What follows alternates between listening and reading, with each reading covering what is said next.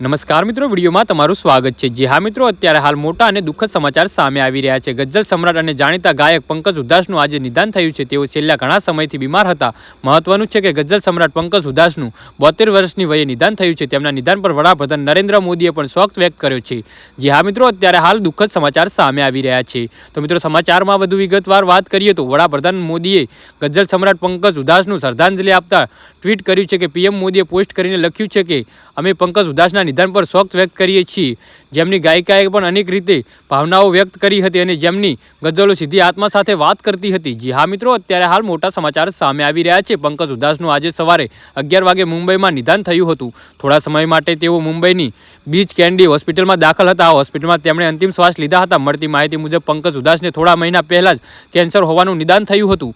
જી હા મિત્રો, અત્યારે હાલ મોટા સમાચાર સામે આવી રહ્યા છે। પંકજ ઉધાસનો જન્મ 17 મે 1951 રોજ ગુજરાતના જેતપુરમાં થયો હતો। તે તેમના 3 ભાઈઓમાં સૌથી નાના હતા। તેમનો પરિવાર રાજકોટ નજીક સરખડીમાં નામના નગરમાં રહેતા હતા અને છેલ્લા કેટલાક મહિનાઓથી તેઓ કોઈને મળતા ન હતા। આવતીકાલે મુંબઈમાં તેમના અંતિમ સંસ્કાર કરવામાં આવશે। જી હા મિત્રો, તો આના વિશે તમારું શું કહેવું છે તો નીચે અમારી કોમેન્ટ બોક્સમાં જરૂરથી જણાવજો અને અમારી YouTube ચેનલને સબસ્ક્રાઇબ કરવાનું ના ભૂલતા। વિડીયો પૂરો જોવા બદલ તમારો ખૂબ ખૂબ આભાર।